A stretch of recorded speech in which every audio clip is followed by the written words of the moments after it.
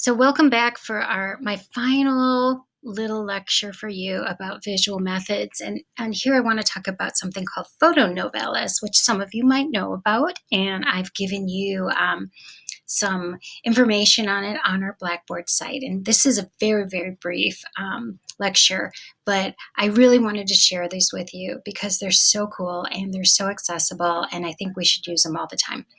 And I have a 12-year-old and he loves comic books. So it just works out really well. So I've given you a link to a website for the Rural Women's Health Project. And while I was at the University of Florida teaching, of course, everything I'm talking about is from Florida, but even though I do it here, but they just have some great materials.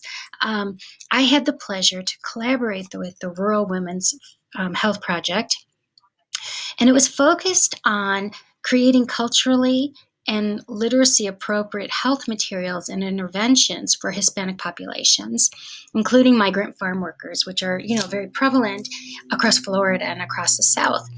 So a primary method for doing this was their use of fotonovelas. And I've given you their website, but I've also given you a video that they created about what are fotonovelas. And I hope you'll watch that because it's incredible. They are traditional print materials that originally were developed in Latino and Caribbean countries, and they look similar to comic books, but depict more dramatic stories with moral or informational messages. So they're not just stories, they have a purpose. And oftentimes, photo or even just novellas that might be on TV, they're like soap operas. Those even will have a message. They're very quick and they keep up with what's going on in the news, and they'll often have some kind of moral lesson in the story that they tell.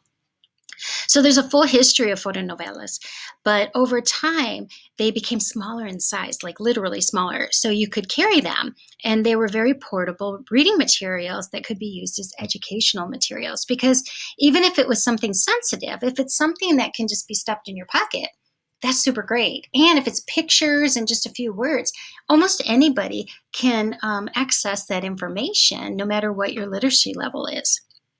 So it's a participant when you're talking about fotonovelas with health in mind, or mental health, or education in mind. It's usually done in a participatory way.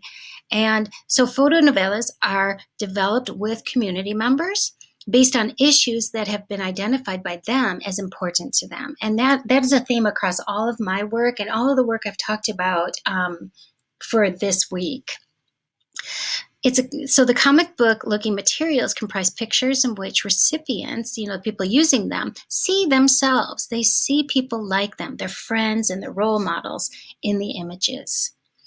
Then the text bubbles include information that are written at the literacy level, language, dialect, slang that are used by these populations that you're working with. So they're really literally developed for the people who are supposed to use them.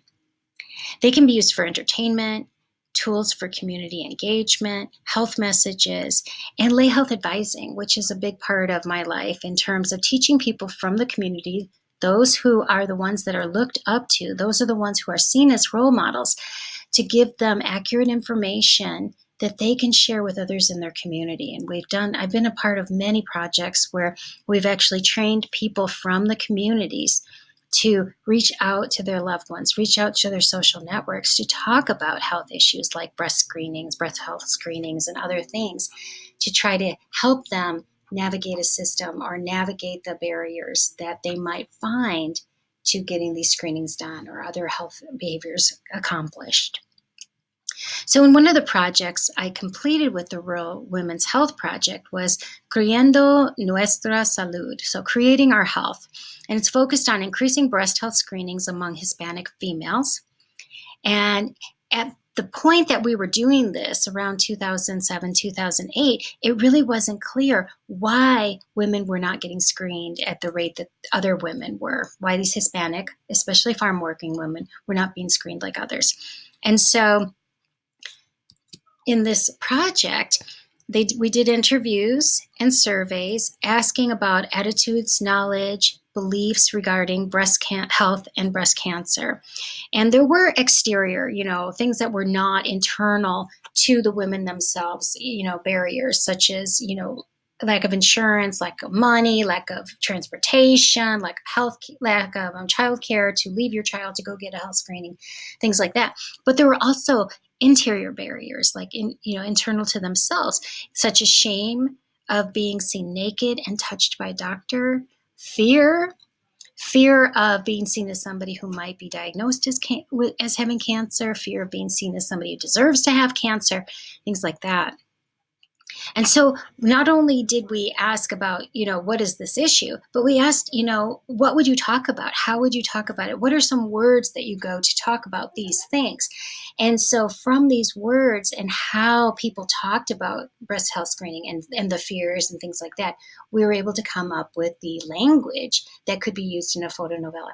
We also asked, who are the people turn to in these communities? And we got pictures of people, either them or like them. So what came out of this project is multifaceted. There was a whole lay health advisor program called Promotoras, and they were the community health workers who were identified as people that others would turn to talk about breast health education. And in this case, very interesting was that we were able to train young women to go out and talk to their mothers about these things. Usually you're talking about elders talking to others, talking to young people. But we were finding that sometimes mothers who weren't up on the information or didn't have the language that their younger daughters who came to the United States with them had might really rely on their younger daughters to help them. So we're talking about like 20-year-old daughters, not really young daughters. But we trained young women, younger than those who would even be considering getting mammograms themselves, talking to their mothers and their older social networks. So also what came out of this were two specific photonovelas. One of them called Marta's Scare, which is a picture here. And she has a scare, and it's about a woman named Marta, and she has a scare with finding a lump in her own breast and talking to somebody and being convinced to get it checked out. And then the other one is called Lo que dicen mis amigos sobre el cáncer del seno, which is what my friends are saying about breast cancer, which is another photonovela that came out of this. And these were created to address misconceptions and address the misconceptions and address the barriers to screening, to illustrate steps to perform their own self-breast exam, and to feature messages that urge women to seek breast health services. And when we train the promotoras, they're there to use these photonovelas as their tools for introducing these topics, but they also have training in how to get people into the system, how to find a healthcare provider, how to navigate getting what you need, not just telling people go get a screening, but where to get a screening, how to get a screening, how to overcome some of the barriers that had been identified in the surveys and interviews earlier. So the promotoras focused on women of all ages, but also younger women, to increase communication between mothers and daughters and improve comfort level in discussing breast health issues.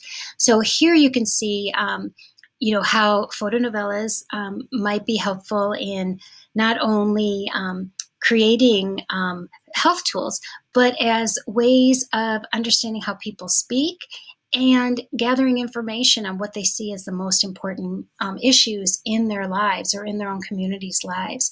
And I've given you the website, like I said, to the Women's Health Project, the Rural Women's Health Project, and their video and some articles for you to look at about that. So enjoy.